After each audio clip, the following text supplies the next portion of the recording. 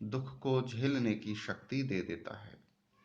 तो यहाँ पर ऊपर की दोनों पंक्तियों का नीचे की दोनों पंक्तियों रूपी विशेष कथन के द्वारा,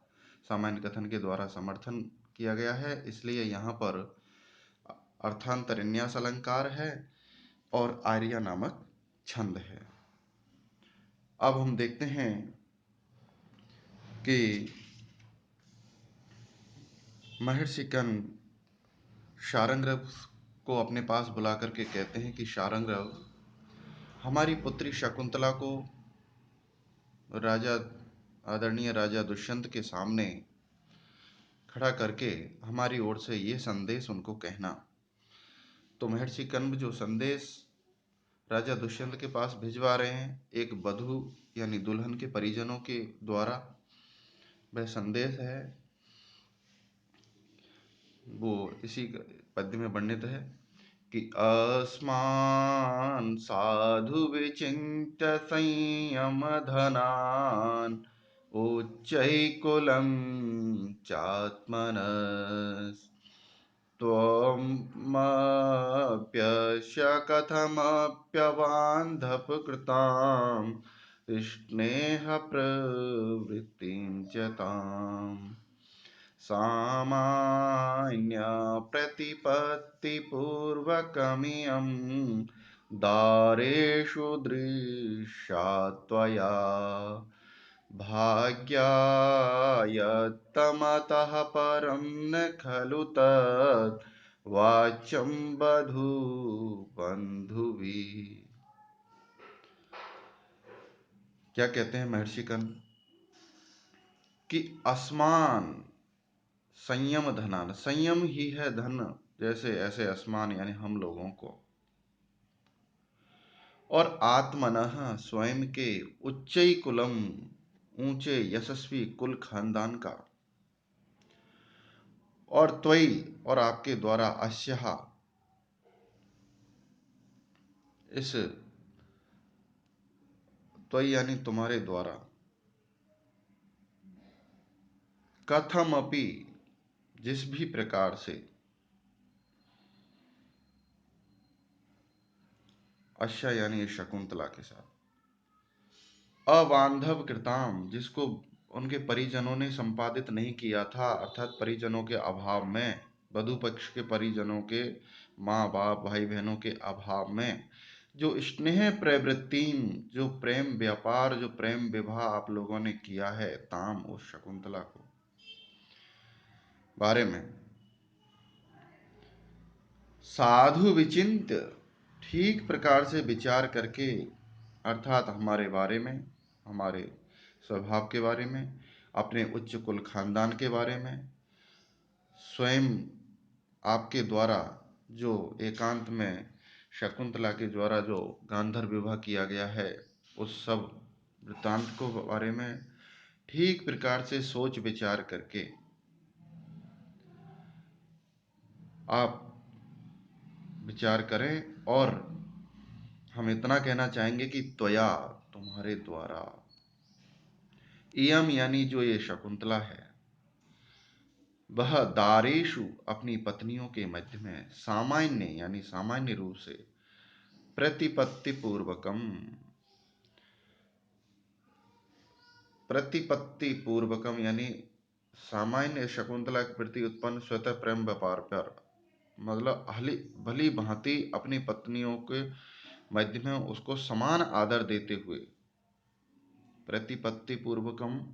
यानी जैसा आप अन्य रानियों के साथ व्यवहार करते हैं, उनको जिस भाव से देखते हैं, ठीक वैसे ही समान आदर देते हुए, अर्थात इसको अपनी अन्य रानियों के समान ही अपनी पत्नी स्वीकार करते हुए आपको दृश्य देखना चाहिए, अर्थात इसको अपनी एक धर्म पत्नी के समान इसको आदर देना चाहिए। अतः परम, इससे अधिक यदि इसको मिलता है, सम्मान, मान सम्मान, धन दौलत जो भी है, वो इसके भाग्यायत्तम, इसके भाग्य पर निर्भर करता है, तत् उसके बारे में, खलु निश्चय ही, वधु बंधु भी, वधु पक्ष को, अर्थात दुल्हन के पक्ष को, पत्नी के पक्ष को न वाच्यम नहीं कहना चाहिए, अर्थात वर पक्ष से इससे अधिक मांगने की चाह या विशेष अधिकार दिलाने के लिए कुछ भी मांग नहीं करना चाहिए। वह सब पुत्री की या दुल्हन के भाग्य पर निर्भर करता है, उसके स्वभाव पर निर्भर करता है। तो हे राजन, आपको इसके साथ अपनी धन पत्नी के समान आदर देना है और इसको समान व्यवहार करना है और इसको अपनी पत्नी के रूप में इसको स्वीकार करना है। तो इस प्रकार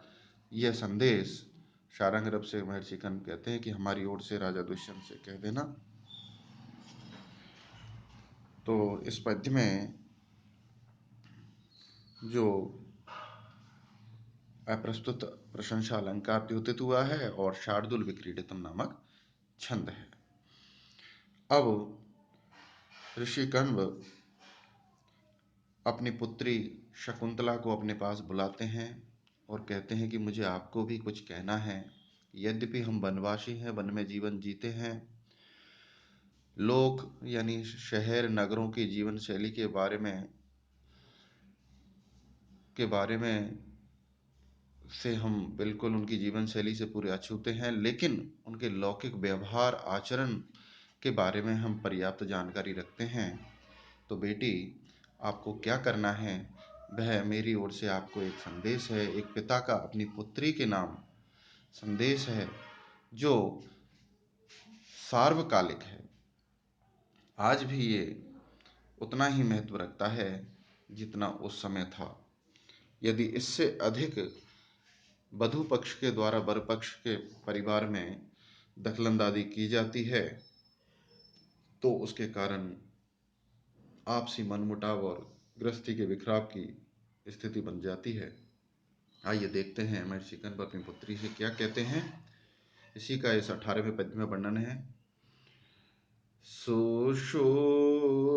गुरून् कुरु प्रिय सखी वृत्तिं सपत्नी जने भर्तुर्विप्रकृतापि रोषणतया मा स्म प्रतीपं गमः भूयेष्ठं भव दक्षिणा परिजने भाग्येष्वनुत्सेकिनी यान्त्येवं गृहिणीपदं युवतयो वामाकुलस्याधयः। महर्षि कण्व कहते हैं कि हे पुत्री, गुरून्, क्या कहते हैं कि गुरून् यानी बड़ों को, अपने से बड़ों को, गुरुजनों को, सास ससुर आदि को की शुश्रूषा सेवा करना। अपने ससुराल में जाकर अपने सास ससुर आदि वृद्धजनों, गुरुजनों, बड़ों की सेवा करना, उनकी आज्ञा का पालन करना। और सपत्नी जने, अपनी सौतों के साथ अर्थात अपने पति राजा दुष्यंत की अन्य पत्नियों के साथ प्रिय सखी जैसा वृत्ति में यानी व्यवहार करो यानी करना, उनके साथ मित्रवत आचरण करना। और किसी कारण यदि विप्रकृतापि, अपमानित होने पर भी, यदि क्रोधावेश में आकर के पति कुछ तेज आवेश में आदि करके कह दें, अपमानित आदि कर दें, तो रोषणतया, क्रोध के कारण, क्रोधावेश में आकर के तुम भर्तु यानी अपने पति राजा दुष्यंत के प्रतिपम यानी विरोध में मास्म गमो, कभी मत जाना, अर्थात अपने पति के प्रतिकूल आचरण कभी भी मत करना, उनकी आज्ञा का पालन करना। और परिजने, अपने आश्रित लोगों, सेवकों, अपने से छोटों के प्रति भूयिष्ठम यानी अत्यधिक दक्षिणा भव, दयालु होना, उदार होना, उनके सुख दुख में साथ देना। और भाग्येषु अपने भाग्यों पर अनुत्सेकली कभी मत उठलाना। अपने भाग्य पर कभी भी घमंड मत करना। तो एवं यदि इस प्रकार का आप आचरण करोगी तो युवतयः, तो जो ऐसी स्त्रियां हैं, ऐसी जो नई नई जो वधू है, वो ससुराल पक्ष में जाकर के गृहिणी पदम, गृह स्वामिनी के पद को, अर्थात सभी की प्रिय यान्ति बन जाती हैं। उसको सभी लोग एक गृह स्वामिनी, एक अच्छी पत्नी, एक अच्छी गृह स्वामिनी का आदर देते हैं और गृह स्वामिनी के पद को प्राप्त कर लेती हैं। ठीक इसके विपरीत आचरण करने वाली जो स्त्रियां हैं, वामा, जिनको वामा कहा गया है, अर्थात ठीक इसके विपरीत चलने वाली, अपने बड़ों की सेवा नहीं करने वाली, अपनी सौतों से ईर्ष्या रखने वाली, अपने पति के क्रोध के द्वारा जरा सी बात पर कुछ गलत कह दिए जाने पर उससे रूठ जा करके उसकी बात नहीं मानने वाली, अपने परिजनों को के साथ धृष्टतापूर्वक व्यवहार करके अपने भाग्य पर इठलाने वाली ऐसी जो स्त्रियां हैं, वो कुल खानदान यानी ससुराल पक्ष के लिए आधया, मानसिक बीमारी हो जाती हैं, जिनका कोई इलाज नहीं होता है। अर्थात वह उस कुल खानदान के पतन और अपयश का कारण बनती हैं और स्वयं का भी पतन करती हैं। तो हे बेटी, जो मेरे द्वारा कही हुई बातें हैं, इनको आप आत्मसात करना और अपने जीवन में निभाना। यदि आप ऐसा करोगी तो जीवन में सुख पाओगी और सभी की प्रिय रहोगी। ऐसा वर्णन, ऐसा संदेश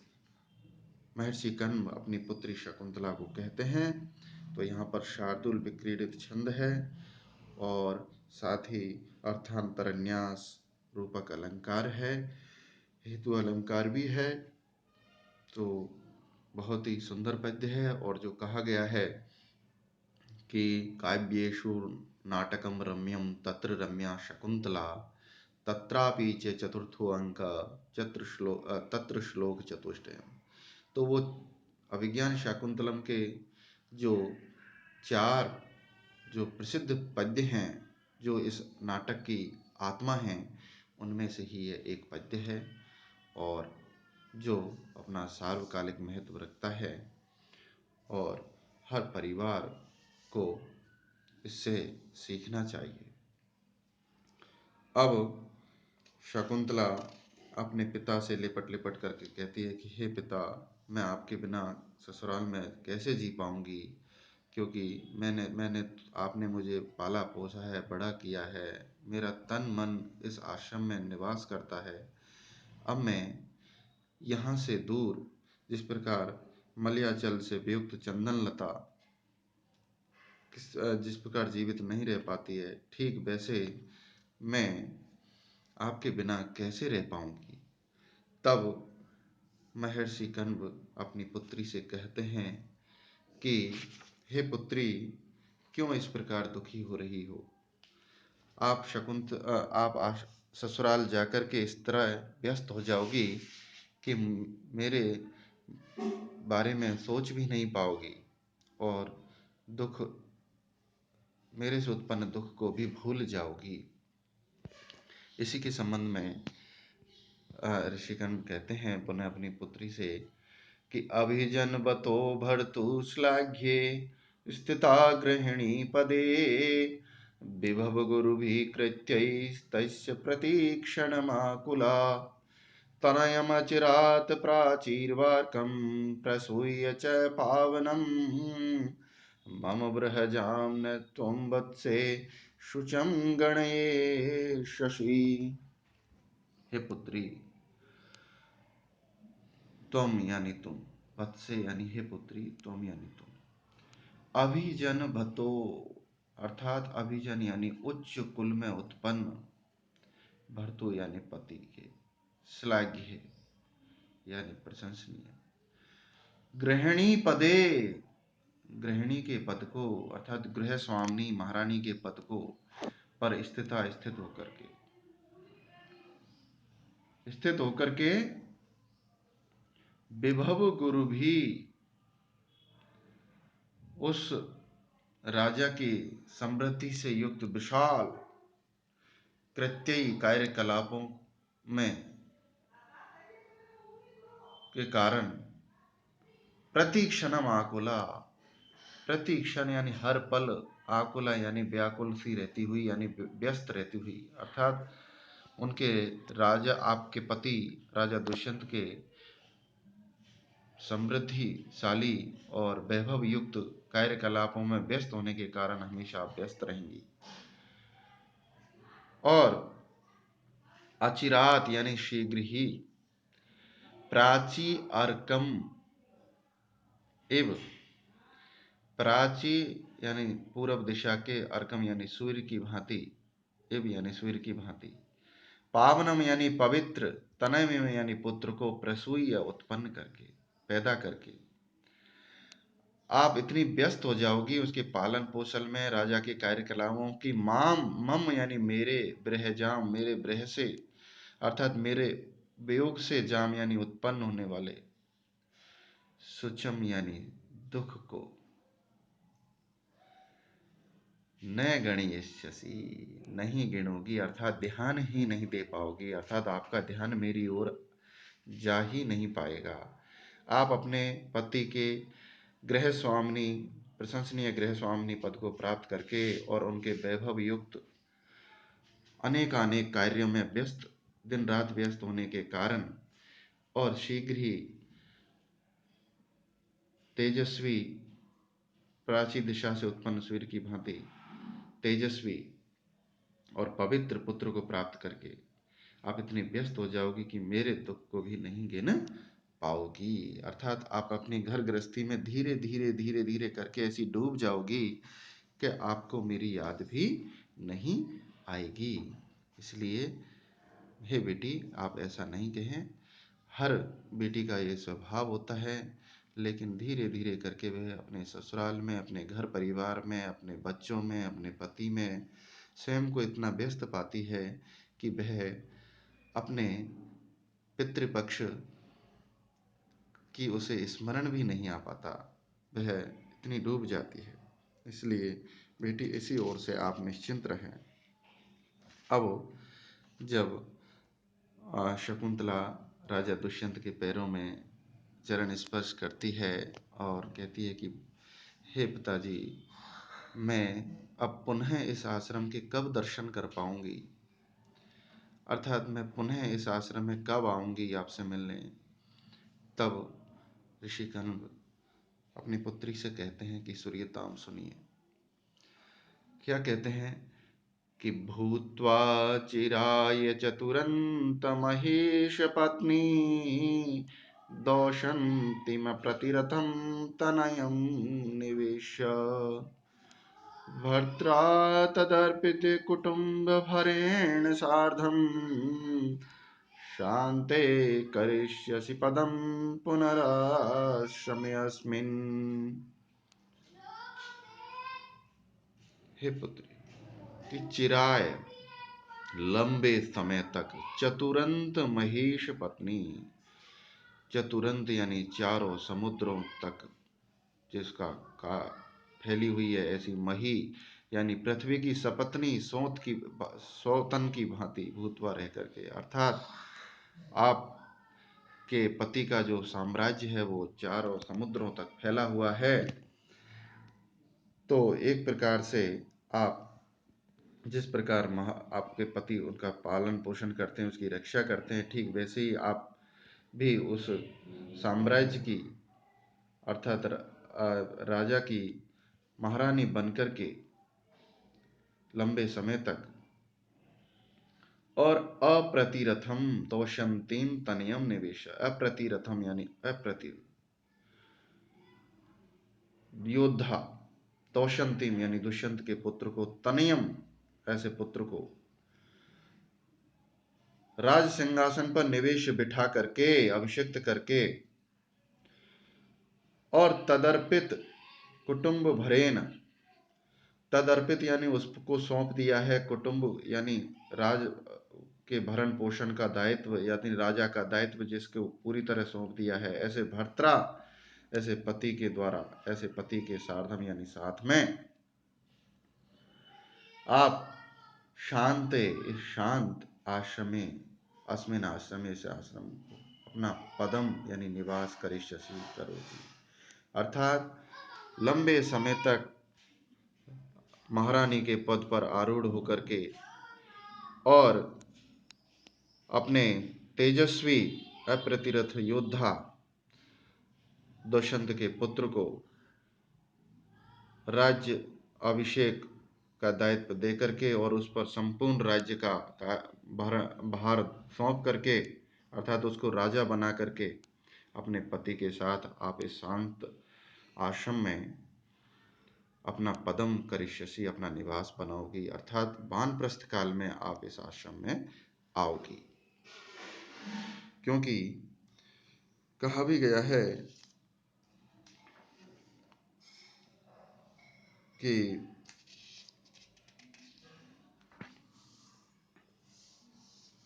मनुस्मृति में भी कहा गया है कि जब